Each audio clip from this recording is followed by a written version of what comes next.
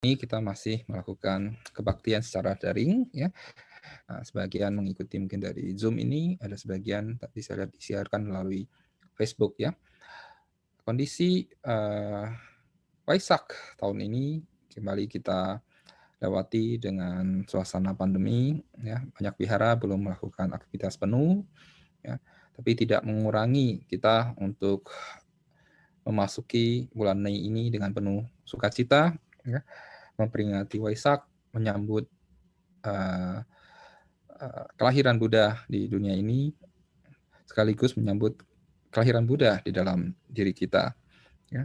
Di sini terlebih dahulu saya mengucapkan selamat Hari Waisak kepada kita semua. Walaupun secara penanggalan, secara Hari Waisak yang kita peringati di Indonesia baru nanti hari Rabu, ya. Namun di banyak negara sebenarnya sudah menyambut Hari Waisak ya mereka, atau hari lahirnya Buddha, terutama di negara-negara di Asia Timur, ya, di Tiongkok, Korea, Vietnam, ya, Taiwan, dan juga Jepang. Ya. Di dalam tradisi agama Buddha Asia Timur atau Chinese Buddhism, ya, tidak mengenal Waisak sebenarnya, yang mereka karena 3 peristiwa dalam yang kita peringati di Waisak di Buddhism Tiongkok diperingati di 3 hari yang berbeda. Ya. Kemarin tanggal 8 bulan 4 Imlek diperingati sebagai Hari Buddha. Ya.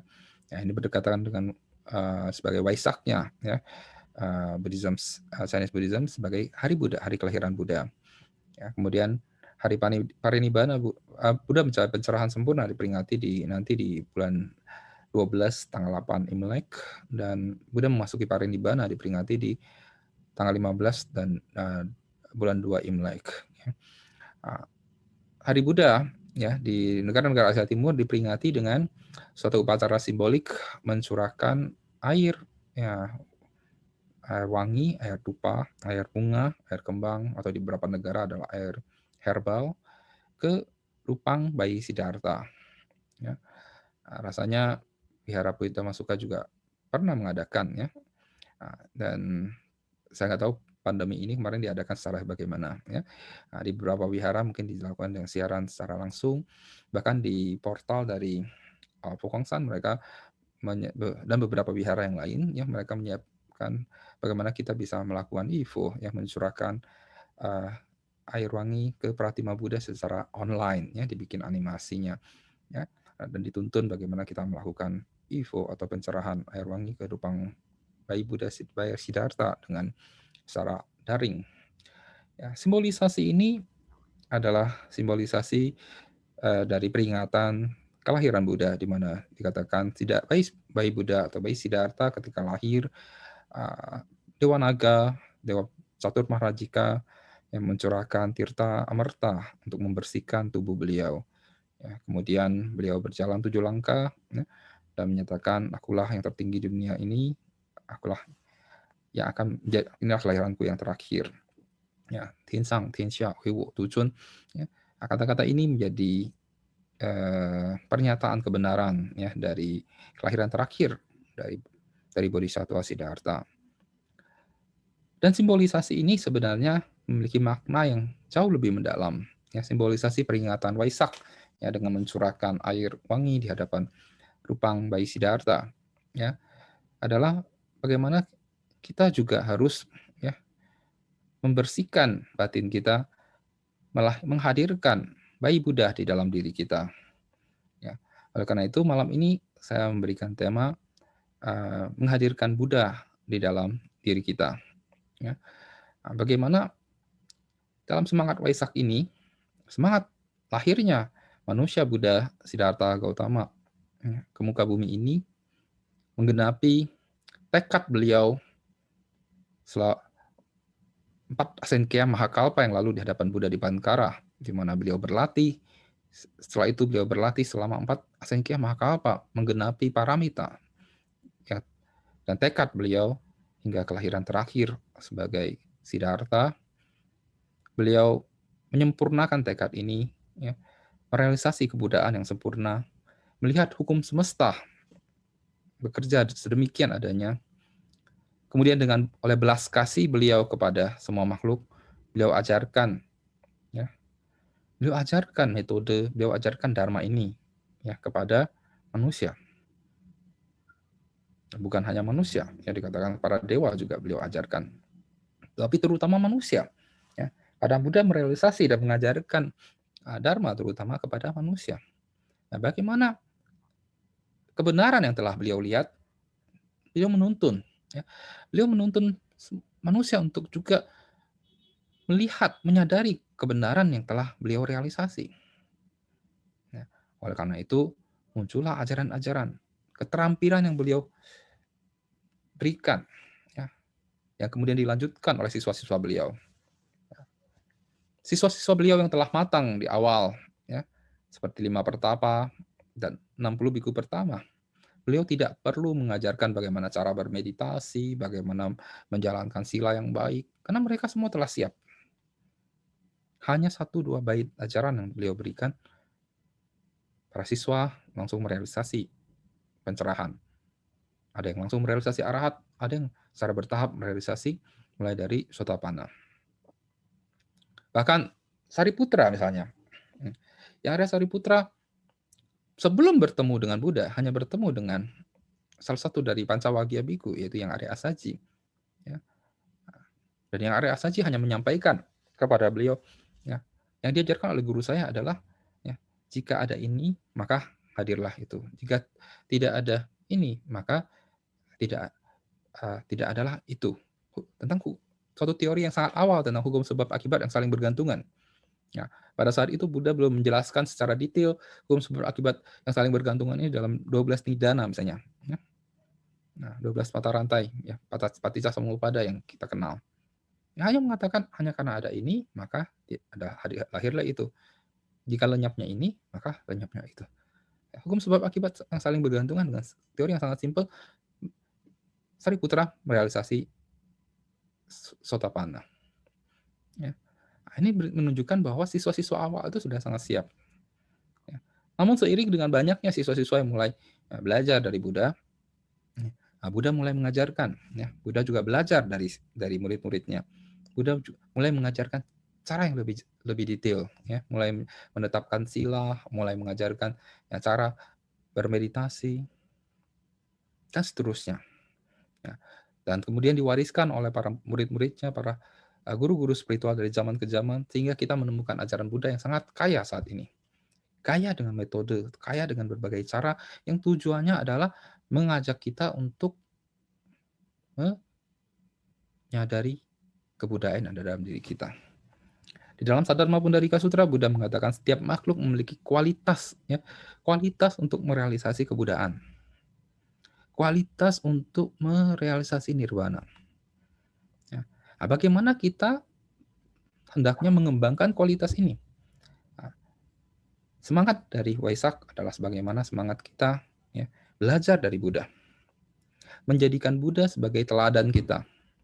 Sebagai umat Buddha, hendaknya kita yakin kita semua memiliki satu tujuan yang sama. Tujuannya adalah apa? Merealisasi nirwana, merealisasi kebudayaan. Entah itu Anda mengambil jalur sebagai Srawaka, sebagai Paceka, sebagai Bodhisattva. 3 jalur ini adalah 3 menuju ke kebudayaan. Ya, ketiga jalur ini menuju ke kebudayaan, menuju ke nirwana. Ketiga jalur ini diajarkan oleh Buddha. Ya, baik di dalam tradisi Theravada, tradisi Mahayana, tradisi Vajrayana, ketiga jalur ini diajarkan oleh Buddha. Ya, nah, ketiga jalur ini menuju arus yang sama. Oleh karena itu, kita sebagai umat Buddha, sebagai siswa Buddha, kita beraspirasi menuju ke sana. Nah, sekarang bagaimana kita menghadirkan, ya, kebudayaan dalam diri kita? Nah, Buddha mengajarkan banyak sekali caranya. Tetapi, ya, secara garis besar dikatakan bahwa praktek buat semua umat Buddha adalah parami. Ya. Liu Tu Sat Paramita. 6 praktek luhur menuju kesempurnaan. Ya. Sebagai siswa Buddha, ya, inilah yang harus kita aplikasikan ke dalam kehidupan kita sehari-hari. Ya, pertama adalah sila, dana, ya, kemurahan hati. Ya, bagaimana kita mempraktekkan kemurahan hati, ya, nah, memberi. Seringkali dikatakan praktek dana adalah praktek yang paling mudah dipraktekkan, terutama dana secara materi.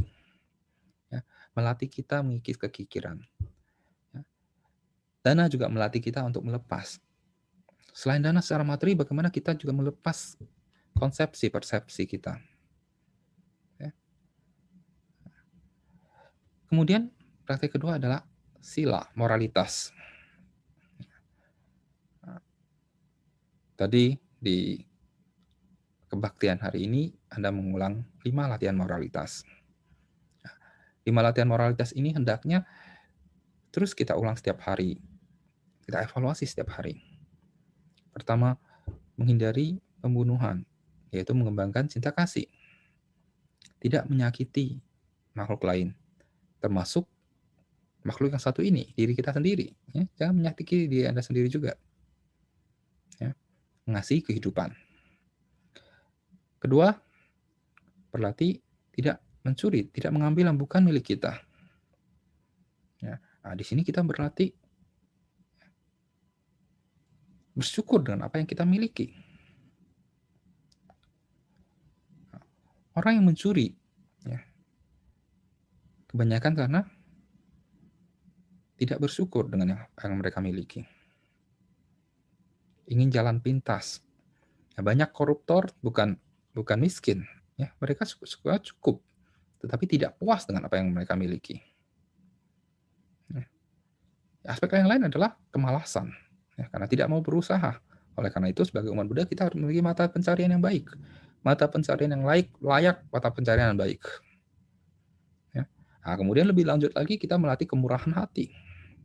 Ya, itu berkaitan dengan parami yang pertama tadi. Ya. Ketiga adalah praktek bagaimana kita menjaga moralitas, ya, menjaga kesetiaan dengan pasangan, terutama buat rumah tangga. Ya. Bagaimana Anda menjaga kesetiaan dengan pasangan Anda? Ya. Nah, tidak mengumbar energi seksual yang berlebihan. Ya. Nah, bagaimana menjaga kesetiaan dengan pasangan Anda?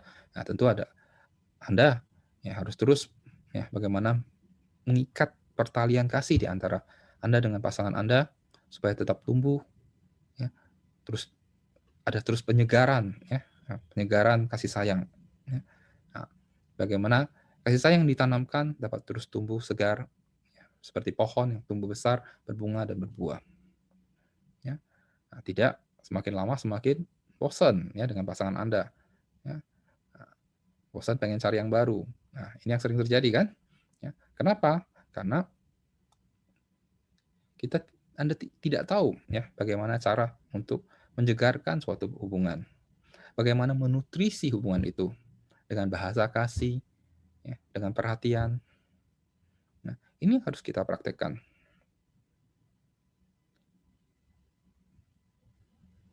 Karena orang Asia termasuk yang tidak pintar ya dalam berkomunikasi dengan bahasa kasih. Ya, terhadap pasangan, terhadap keluarga, anak-anak, terhadap orang tua. Ya. Kita jarang memberikan apresiasi, ya. Jarang menyampaikan ungkapan kasih sayang kita secara langsung, secara verbal. Kadang ungkapan kasih sayang disampaikan orang tua ke anak juga dengan bahasa yang tidak konstruktif. Kepada pasangan juga seringkali terjadi demikian. Apalagi pasangan yang sudah lama ya dengan pasangan yang masih pendekatan mungkin dengan masih katanya belum punya dia sih ya. Nah, jadi masih pendekatan bahasanya manis ya. Setelah udah dapat bahasanya mulai merintah. Nah, ini sebenarnya sesuatu yang tidak sehat ya. Nah, bagaimana Anda terus mengembangkan menutrisi hubungan ya. Nah, hubungan Anda dengan pasangan Anda. Ya. Keempat adalah di dalam teks tadi yang Anda baca adalah tidak berbohong. Nah, tetapi saya sudah suka mengatakan latihan keempat ini adalah latihan mengatakan komunikasi yang baik.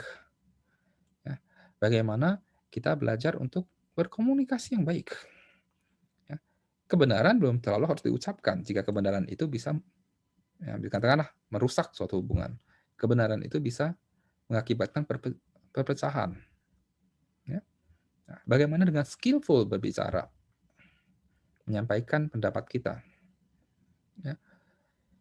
Ini adalah seni komunikasi yang harus kita pelajari terus-menerus. Ya.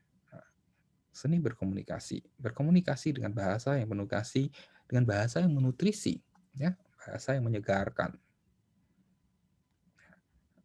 Nah, termasuk tentu tidak dalamnya, termasuk tidak bergosip, tidak berbicara yang tidak perlu. Ya.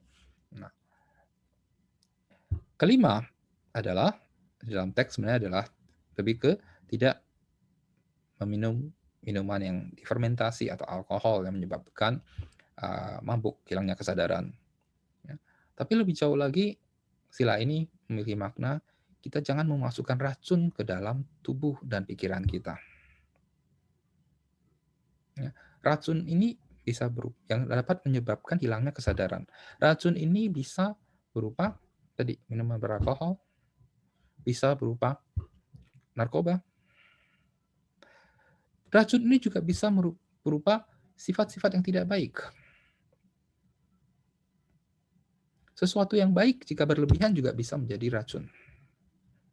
Sesuatu yang netral misalnya. Game misalnya. Game adalah sesuatu yang netral. Ya. Itu bisa merupakan sesuatu yang merupakan olahraga dikatakan ya. Sekarang ada e-sport ya, olahraga di mana games dianggap sebagai e-sport. Tetapi orang yang ketagihan game-game online ya, juga dapat menyebabkan lemahnya kesadaran. Sehingga dia tidak bisa membedakan antara dunia nyata dengan dunia game. Orang yang ketagihan drama-drama Korea ya juga bisa ya. Sehingga Anda hidup dalam mimpi-mimpi drama. Ya. Nah, orang yang ketagihan sifat-sifat yang buruk, misalnya berjudi, ya. Nah, ini juga harus dihindari. Di dalam Sigaloda Sutta Buddha mengatakan ya, hindari ya teman-teman yang suka berjudi. Ya, karena berjudi, ya, judi adalah sesuatu yang sangat merugikan.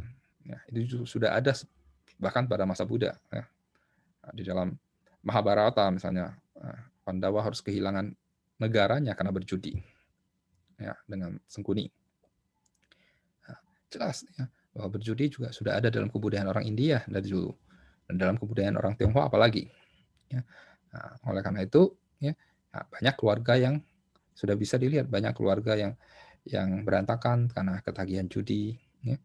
Nah, mulai dari judi nomor, ya, judi togel, ya, dan juga judi-judi lainnya. Ya. Nah, ini yang harus kita hindari. Nah, tontonan yang tidak baik, internet misalnya, internet adalah positif, tetapi jika dilakukan dengan untuk hal yang tidak baik juga banyak hal yang bisa menyebabkan hilang kesadaran kita melemah. Ya. Bacaan, ya, berita dan lain sebagainya. Ya. Nah, karena ketika harus saat ini kita disebut sebagai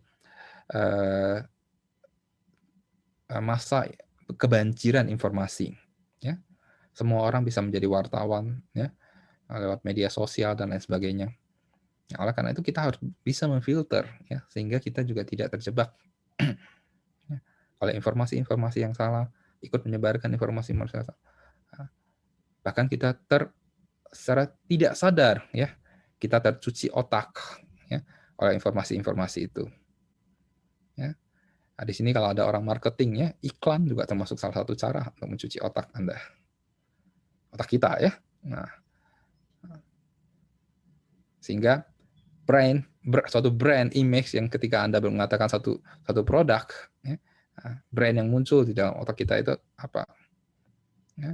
Nah, ini berarti orang iklan, ya, orang marketing itu berhasil, ya, menempatkan brand ini dalam gudang kesadaran kita. Nah, sehingga kita menyebutkan satu produk brand itu yang muncul. Ya. Ya. Ini, ya, secara tidak sadar, ya, sebenarnya kesadaran kita dimainkan. Ya. Nah, oleh karena itu kita harus berhati-hati menjaga kesadaran kita. Nah, ini yang akan penting nanti akan kita bicarakan. Ya. Nah, kelima sila inilah yang harus kita jaga. Sebenarnya kelima sila ini juga sudah mencakup seluruh paramita. Ya, karena semua paramita itu saling berkaitan, tidak berdiri sendiri. Ya. Nah, kemudian paramita yang ketiga adalah kantik, ya, kesabaran.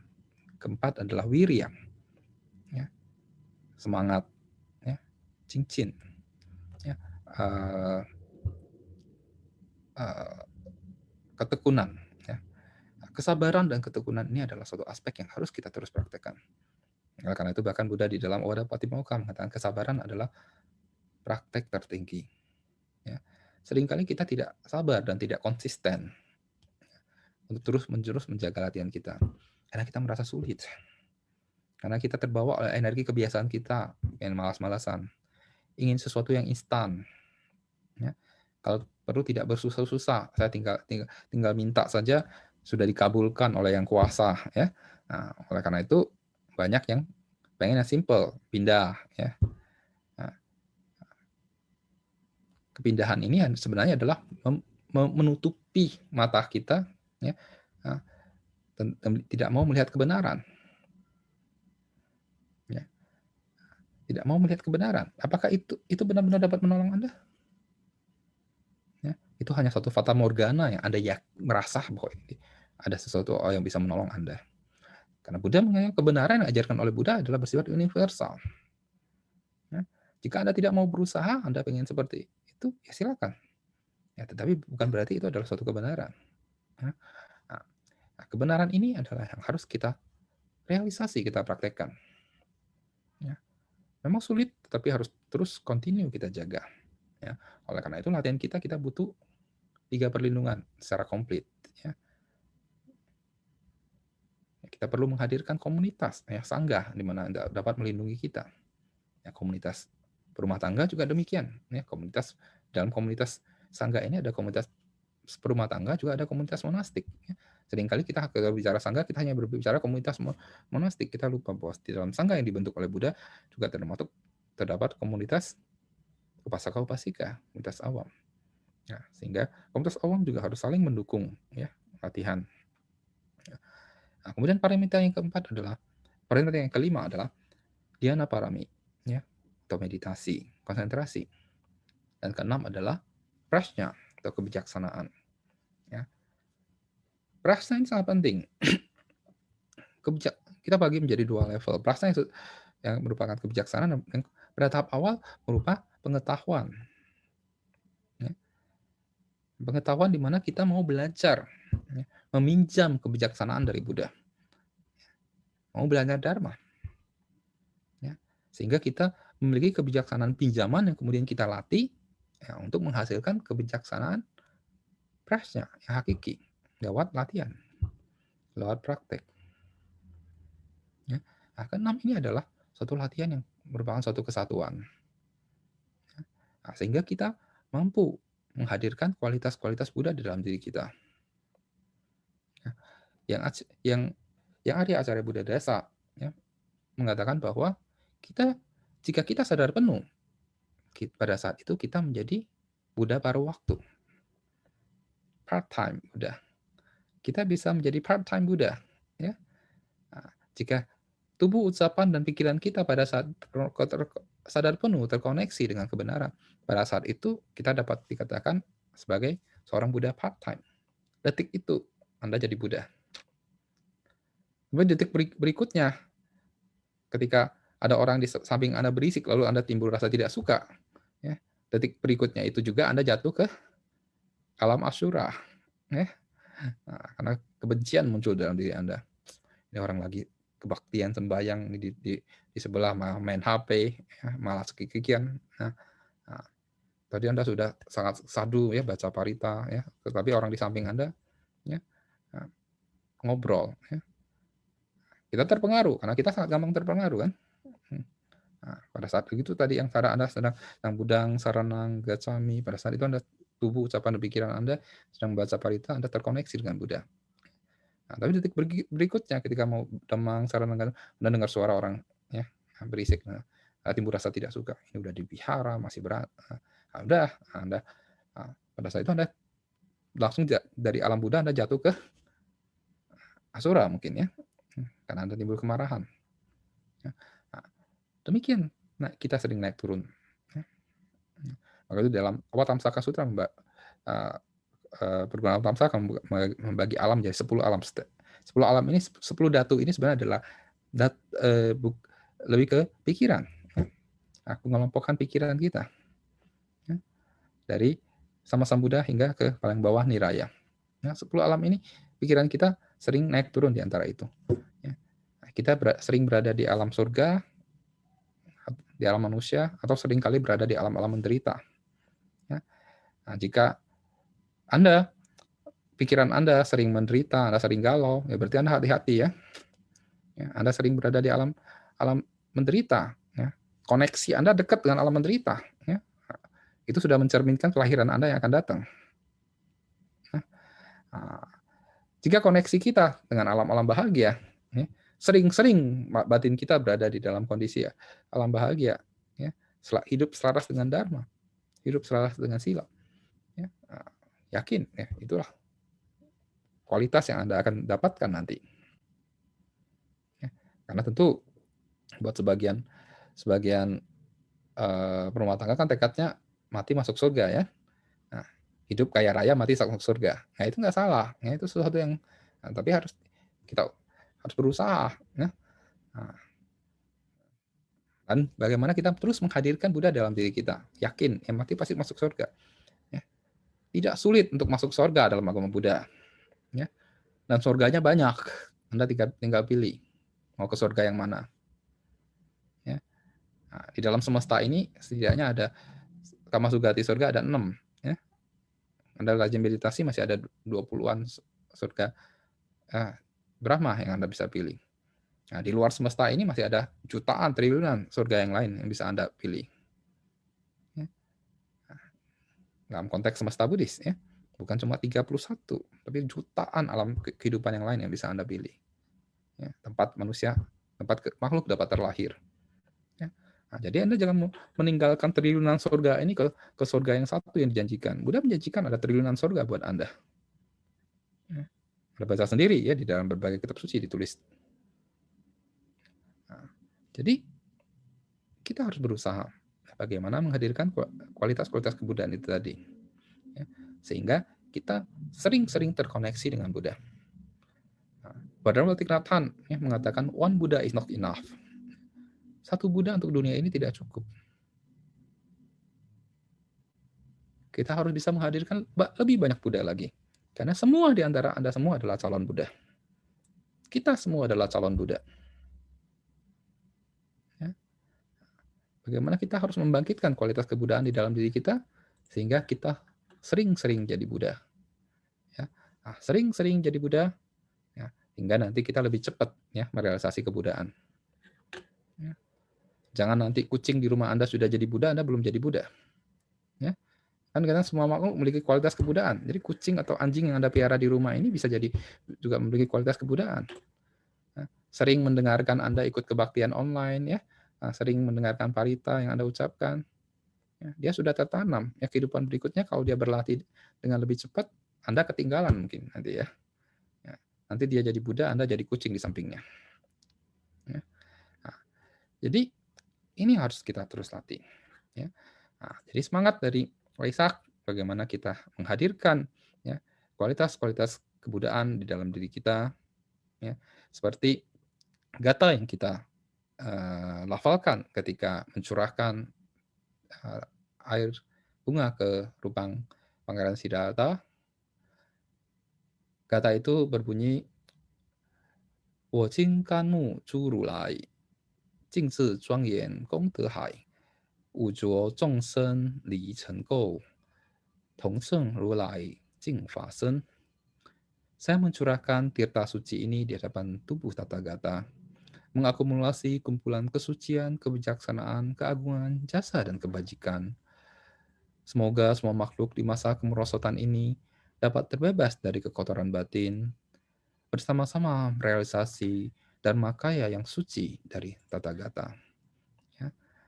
Tadi saya katakan, ya, upacara Yifo atau mencurahkan tirta suci ya, ke Rupang Siddhartha yang memiliki makna yang dalam. Dari gatanya ini kita melihat, ya, saat ini kami mencurahkan tirta suci di hadapan tubuh Tathagata. Semoga kami dapat mengakumulasi kesucian, kebijaksanaan, dan jasa kebajikan. Ya. Dengan tekad ini, saya mencurahkan tirta suci di hadapan Tathagata. Saya bertekad mengakumulasi kebajikan. Ya. Dengan cara apa? Dengan mempraktekkan sat paramita dalam kehidupan saya. Nah, dengan membangkitkan bodhicitta di dalam diri saya, kemudian mengisinya dengan sat paramita. Nah, kemudian kita timbulkan rasa empati, belas kasih kepada semua makhluk. Ya, semoga semua makhluk ya, yang di masa kemerosotan ini ya, juga dapat bersama-sama merealisasi dharmakaya, merealisasi kebudayaan. Ya. Ya. Itulah yang kita bangkitkan di dalam diri kita. Ya. Semangat Waisak ini ya, kita menghadirkan selain ritual-ritual, selain kegiatan-kegiatan yang positif, ya, di banyak wihara bahkan mengadakan kegiatan berbagai kegiatan dharma seperti ceramah, meditasi ya sepanjang bulan Mei atau bahkan mulai dari April. Ya, saya itu juga ada banyak kegiatan-kegiatan yang merupakan kegiatan skillful seperti lomba dan berbagai kegiatan lain ya untuk menarik lebih banyak anak muda untuk aware dengan Hari Buddha ini. Ya. Nah, tapi tujuannya adalah semuanya adalah bagaimana selain perayaan, tapi kita juga mengingat bahwa Buddha hadir di dunia ini untuk belas kasih kepada semua makhluk. Beliau karena belas kasih kepada semua makhluk, beliau mengajarkan dharma kepada kita, mengajarkan cara-cara kita untuk merealisasi dharma yang telah beliau realisasi. Ya. Oleh karena itu, kita harus senantiasa ingat dengan Buddha, ingat dengan belas kasih dari Buddha. Membalas belas kasih dari Buddha adalah dengan menghadirkan Buddha di dalam diri kita. Ketika Buddha hadir dalam diri kita, kita terlindungi. Ya. Parita Tri Sarana yang kita ucapkan tadi di awal, Budang Saranang Gacchami, Damang Saranang Gacchami, Sanggang Saranang Gacchami, ya, bukan Buddha yang ada di luar sana, yang dimana kita pergi berlindung, tetapi adalah bagaimana kita membawa Buddha yang ada di luar sana ke dalam diri kita. Sehingga Buddha, Dharma, dan Sangha hadir dalam diri kita, sehingga kita dapat terlindungi, benar-benar terlindungi oleh Buddha, Dharma, dan Sangha. Sehingga suatu hari nanti kita juga dapat menjadi Buddha yang seutuhnya, ya, bukan Buddha part-time lagi. Baik, ini saja yang ingin saya sampaikan di malam hari ini. Terima kasih ya, sudah bersama-sama hadir dalam kebaktian pada malam minggu ini. Jika ada sesi tanya-jawab, dipersilakan. Jika tidak ada, kita sampai di sini. Terima kasih, saya kembalikan ke Pak Rudi. Terima kasih banyak, Suhu. Demikian dan berdasarkan yang disampaikan oleh Suhu Nyana Gupta. Kemudian dilanjutkan dengan tanya-jawab kepada Bapak Ibu yang ingin bertanya secara lisan. Nanti kami persilahkan terlebih dahulu. Silahkan pertanyaan disampaikan untuk yang bertanya secara lisan menggunakan fitur raise hand. Pertanyaan tertulis bisa disampaikan kepada co-host Wihara Pulita Masuka atau operator Wihara Pulita Masuka. Bagi yang ingin bertanya, kami tunggu. Silakan Bapak Ibu, saudara-saudari Dharma. Oke, untuk Vincent silakan. Silakan Vincent. Ya, selamat malam. Terima kasih atas kesempatannya. Ya, Namo Buddhaya Suhu. Suhu, terima kasih atas pembahasan namanya luar biasa ya. Jadi saya ada itu ya, tadi kan mendengar mengenai terutama yang sila kelima ya. Jadi setelah Suhu jabarkan gitu saya juga jadi ngeh gitu kan. Jadi ibaratnya tuh enggak melanggar sila kelima tuh sebatas kita nggak mengkonsumsi maksudnya makanan minuman yang memabukkan gitu kan, ataupun misalnya ya obat-obatan narkoba begitu kan. Tapi juga seperti ya anggaplah misalkan game atau enggak misalnya ya tontonan gitu kan, yang ibaratnya sampai membuat orang jadi kecanduan gitu kan. Ini kalau misalnya ibaratnya kalau misalnya dijabarkan secara general kan itu sepertinya ya sarana hiburan lah gitu kan. Nah, jadi kalau misalnya yang saya alamin juga gitu yang suhu ya, ibaratnya sebagai umat awam gitu kan, ya ibaratnya hal-hal seperti hiburan gitu kan, ya emang ke saya menarik gitu dan selalu ibaratnya diikutin gitu kan. Dan saya ibaratnya ya jadi nggak juga, oh kalau misalnya seandainya diikutin kan nggak bener juga gitu kan. Nah jadi saya pikir, nah suhu kira-kira bisa kasih tips nggak gitu? Jadi ibaratnya seperti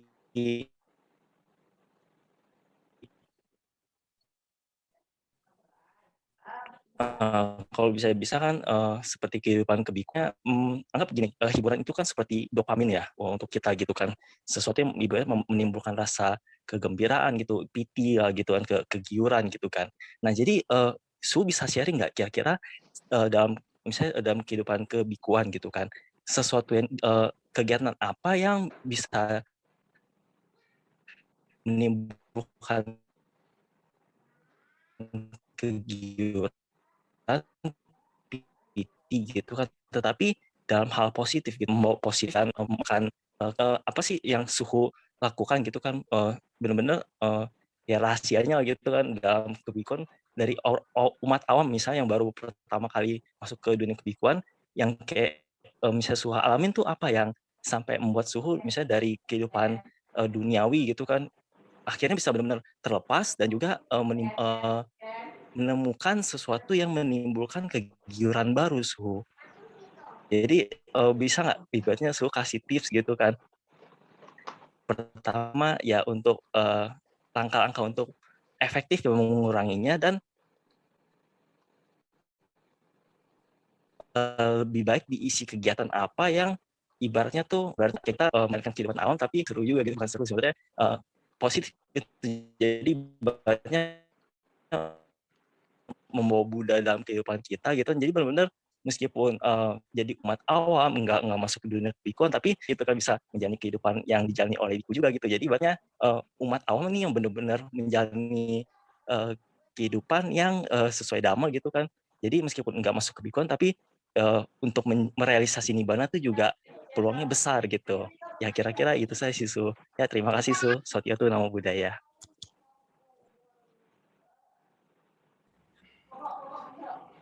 Terima kasih Vincent. Ya.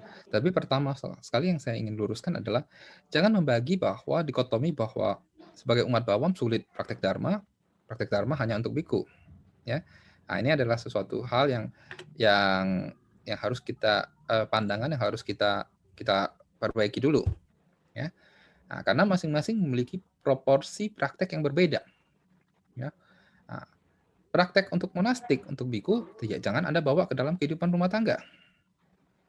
Ya, nah, nanti sebagai perumah tangga bukan, biku bukan, jadi aneh. Ya, nah, banyak umat Buddha yang kayak gitu.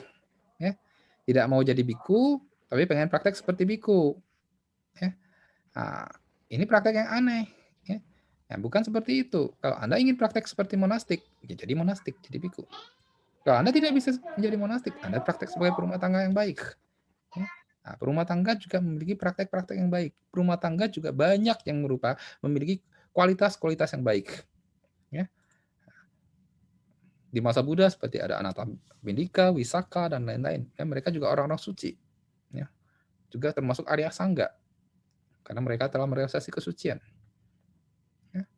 Nah, ketika masuk kepada masa Mahayana, dia ada Vimalakirti, ada banyak ya para upasaka-upasika yang merupakan guru-guru besar. Ya. Nah, mereka juga mempraktekkan Dharma. Ya. Seperti di Tiongkok ada beberapa upasaka ya, yang cukup baik, yang cukup besar. Ya. Nah, di Tibet lebih lagi. Ya. Nah, lebih banyak ya para guru-guru yang merupakan upasaka-upasika. Ya. Nah, jadi sebagai perumah tangga juga memiliki proporsi yang dapat mempraktekkan Dharma. Ya. Nah, jangan kita memiliki alasan bahwa kalau kita punya kesibukan, kegiatan yang lain, ya, itu semua merupakan alasan. Ya. Ya. Itu semua alasan yang kita ciptakan maka bahwa ini adalah membuat kita tidak bisa praktik Dharma. Tidak, ya bisa. Ya. Seorang bisnismen juga bisa praktik Dharma yang baik di dalam bisnisnya. Ya. Seorang yang bergelut di bidang seni juga bisa praktek Dharma yang baik. Bahkan seorang yang hobi main games ya juga bisa praktek dharma. Ya. Anda menjadi pemain e-sport yang baik ya. Bagaimana menghadirkan kualitas sadar penuh ketika Anda mempraktekkan itu. Ya. Dulu bahkan ada beberapa komunitas Buddhis ingin menghadirkan bagaimana menciptakan game online ya untuk yang bersifat Buddhistik. Ya. Merangkul ya beberapa komunitas games ya, pemain games. Di Tiongkok ada beberapa komunitas Buddhis yang misalnya mulai merintis ke arah sana. Ya. Ini suatu hal yang baik. Jadi kita tidak menciptakan dikotomi bahwa itu kegiatan negara, tidak juga. Ya, saya katakan tadi, games dan lain sebagainya itu sebenarnya pada hakikatnya netral. Ya, tergantung bagaimana Anda menggunakannya, internet dan lain sebagainya. Ya, bagaimana kita terus menyadari bahwa ketika kita menggunakannya, kita ada yang disebut dengan lonceng kesadaran. Ya. Ketika kita sudah lonceng kesadaran itu harus terinstall di dalam diri kita. Ya. Ketika kita sudah melampaui batas ini, kita harus sudah sadar, harus bisa tarik kembali. Ya. Pada tahap awal mungkin belum terinstall sepenuhnya dalam diri kita bisa menggunakan simbol-simbol. Ya. Nah, misalnya Anda hobi main games, ya Anda takut kebablasan, ya. Nah, Anda bisa ada satu aplikasi yang disebut dengan Mindfulness Bell, ya bisa Anda install di laptop atau HP Anda. Yang Anda setting misalnya berbunyi, dia akan menghadirkan bunyi gentah setiap yang Anda bisa setting misalnya setengah jam atau 15 menit atau 1 jam. Ya. Nah, gentah itu berbunyi, perlu ada stop, ya. Anda harus stop. Ya. Nah, tapi kadang-kadang kita sudah bablas saja ya. Oh, sebentar lagi nanti bablas ya. Nah, nggak apa-apa ya, sudah sadar nanti supaya kita tarik kembali. Ya. Nanti gentah kedua bunyi ya kita sadar. Atau Anda bisa menaruhkan simbol misalnya ada Buddha Rupang ya atau Rupang Bodhisattva di meja kerja Anda yang dapat Anda lihat ya. Nah, sehingga ketika melihat itu Anda sadar ya, membawa diri Anda untuk menghadirkan kualitas-kualitas kebudayaan dalam diri kita ya. Nah, banyak cara ya. Orang memakai gelang tasbih misalnya atau liontin Buddha itu juga salah satu cara ya. Nah, itu adalah sebagai pengingat ya, bukan keren-kerenan ya. Ada satu waktu semua orang pakai tasbih ya. Nah, tasbih itu sebenarnya adalah simbol dari latihan sadar penuh ya, di mana fungsi dari tasbih adalah membantu kita konsentrasi. Ya. Nah, ketika kita memakai itu, kita bisa diingatkan ya, untuk sadar penuh. Ya. Nah, jadi banyak cara yang bisa kita lakukan. Salah satunya ya, yang saya rasa paling ampuh ya adalah seringkali mengingat Dharma, mengingat Buddha, mengingat Dharma, mengingat Sangha. Ya. Kita bisa menghadirkan simbol-simbol itu sebagai lonceng kesadaran. Ya. Nah, istilah lonceng kesadaran ini dari Venerable Thich Nhat Hanh. Ya. Anda bisa merupakan suara lonceng secara nyata yang Anda bisa setting di HP atau handphone atau laptop Anda. Ya. Nah, sehingga pada saat lonceng itu berbunyi, kita stop, kita kembali ke nafas kita, kembali ke diri kita. Ya. Nah, sehingga kita tidak berbablasan, misalnya kalau Anda konteks Anda ya, games dan lain sebagainya. Ya, kemudian kita juga menghadirkan kegiatan-kegiatan positif dalam diri kita. Ya. Nah, dalam kegiatan monastik itu kita bagaimana menggunakan waktu yang dengan positif untuk meditasi, ya, untuk belajar Dharma, untuk pelayanan. Ya. Nah, waktu itu diarahkan ke yang positif. Ya. Dalam kehidupan rumah tangga juga demikian. Anda punya pekerjaan, Anda harus bisa membagi kualitas waktu Anda yang berkualitas dengan pekerjaan Anda, dengan keluarga Anda, ya, yang sudah berkeluarga, ya, yang sudah punya pacar, ya, waktu dengan pacar Anda. Ya. Nah, yang belum punya, yang masih jomblo juga jangan khawatir, ya. Anda bisa menggunakan waktu yang berkualitas Anda untuk hal-hal yang positif lain, belajar, meningkatkan kualitas diri Anda, ya. Belajar Dharma juga, Anda juga menyiapkan waktu untuk belajar Dharma, menyisihkan waktu Anda juga sehari untuk mau berlatih. Ya. Nah, minimal saya suka katakan, bagaimana sebelum minimal Anda nggak punya waktu sama sekali, Anda sibuk sama sekali, minimal sebelum tidur misalnya. Ya. Sebelum tidur Anda nggak punya waktu untuk meditasi, minimal Anda sebelum tidur Anda membacakan Tisarana bisa dong, ya. Nggak ada waktu juga untuk itu, kebangetan, ya. Nah, sebenarnya berurusan waktu bukan nggak ada waktu ya. Kadang kita terlalu banyak bermalas-malasan. Ya. Nah, bahkan di tengah waktu yang sangat hektik di kantor pun, misalnya, Anda bisa duduk dengan rileks 5 menit aja, Anda mengamati tubuh Anda, rileks, mengamati nafas Anda. Sebenarnya Anda sudah bermeditasi pada saat itu. Ya. Nah, untuk menyegarkan kembali tubuh dan pikiran Anda. Nah, sebelum tidur, Anda rileks sebentar. Jika Anda bisa baca parita, ya, bisa meditasi tentu bagus. Jika tidak bisa, Anda mengulang Tisarana, ya, mengulang Pancasila. Kemudian memeriksa hari ini, apakah Anda sudah ketidakterampilan apa. Pertama, Anda memeriksa dulu kebajikan-kebajikan yang Anda lakukan hari ini, sehingga muncul rasa mudita, empati dengan diri Anda. Besok saya bisa berbuat lebih baik lagi. Ya. Kemudian Anda memeriksa hal-hal negatif yang Anda lakukan hari ini, hal-hal yang tidak terampil yang Anda lakukan hari ini. Ya. Nah, kemudian timbul rasa penyesalan Chanhui. Ya. Nah, semoga besok saya dapat memperbaiki diri saya menjadi lebih baik, tidak melakukan hal-hal tidak terampil tersebut lagi. Ya. Nah, baru Anda masuk ke tidur, ya kan?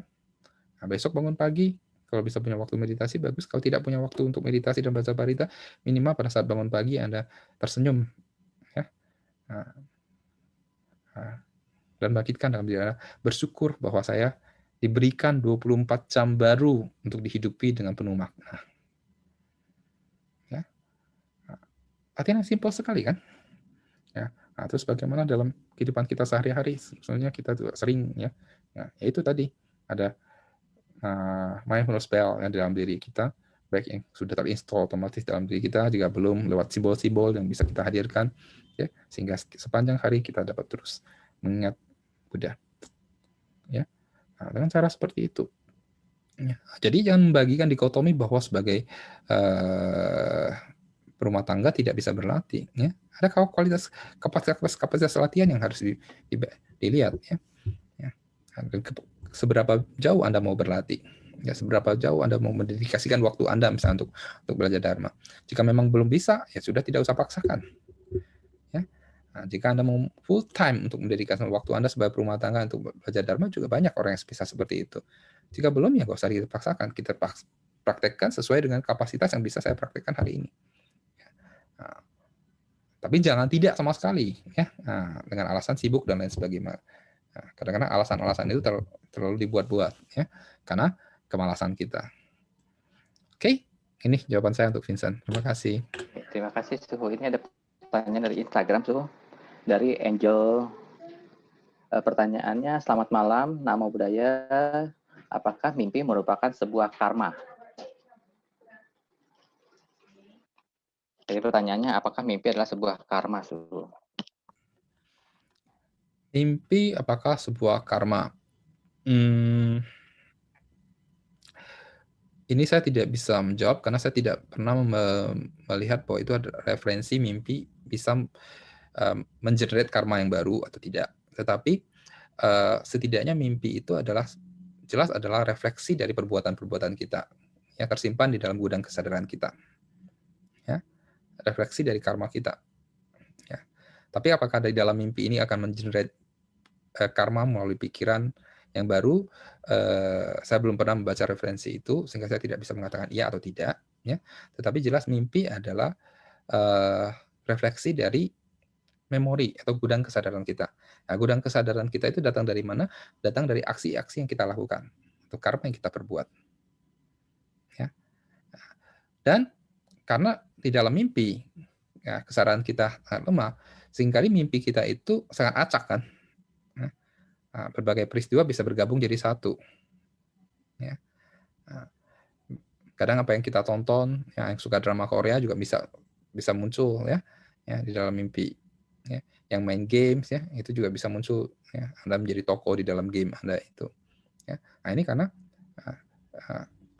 interrefleksi dalam pikiran kita yang pernah kita lihat, pernah kita dengar, ya, pernah kita alami, ya, refleksi dalam mimpi, tapi seringkali dalam konteks yang acak. Ya. Oke. Ada lagi pertanyaan, Suhu. Selamat malam, Suhu. Mitofo. Suhu, bagaimana caranya agar kita dapat peluang lebih besar terlahir kembali di alam manusia dan berjodoh dengan Buddha Dharma? Mempraktekkan, berusaha untuk menjalankan Satparamita dengan baik, ya, menjalankan sila, ya. Anda tidak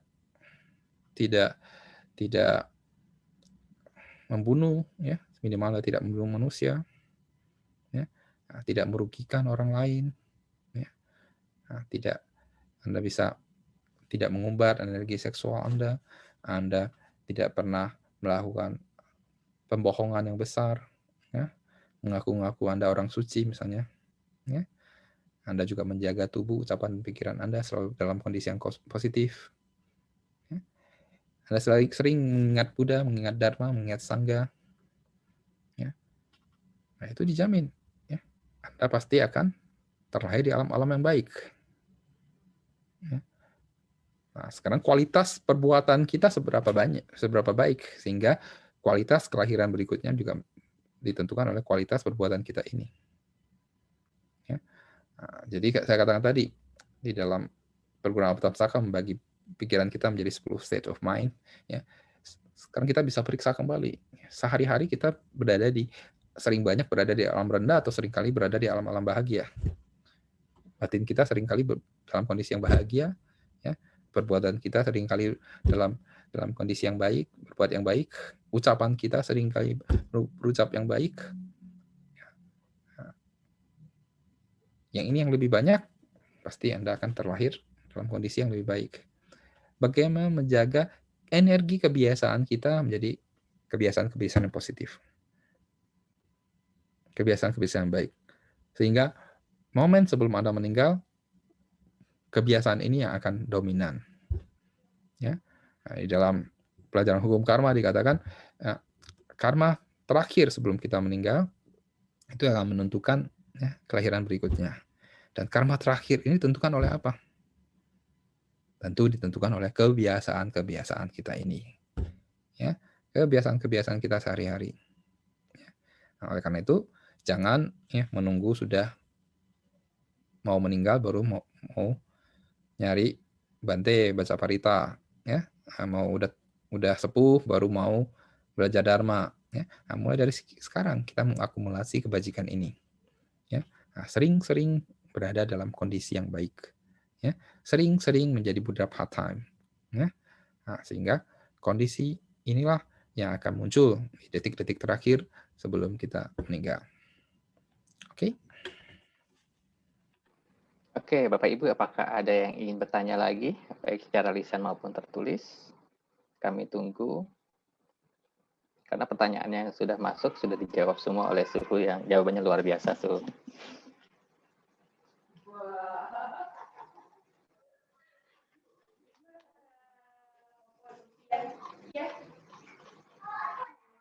Oke, sepertinya tidak ada pertanyaan lagi. Suhu, mungkin closing statement dari Suhu untuk yang ceramah kita pada malam hari ini, Suhu. Baik, terima kasih semuanya. Ya, kita telah belajar bersama-sama pada malam hari ini. Ya, semoga semangat, ya, dari pembelajaran Dharma ini, semangat dari menyambut Trisuci Waisak ini, kita dapat terus menghadirkan kualitas-kualitas kebudayaan di dalam diri kita. Kita dapat terus mengisi, ya, membersihkan batin kita dengan tirta Dharma, ya. Lalu mengisinya dengan praktek Satparamita, sehingga suatu hari nanti kita juga dapat, ya, merealisasi apa yang telah direalisasi oleh Siddhartha 2600 tahun lalu di bawah pohon Bodhi. Nah, sehingga kita dapat melihat apa yang telah dilihat oleh Buddha menyatu dengan Dharma Kaya Buddha. Selamat Waisak, selamat malam, Namo Buddhaya.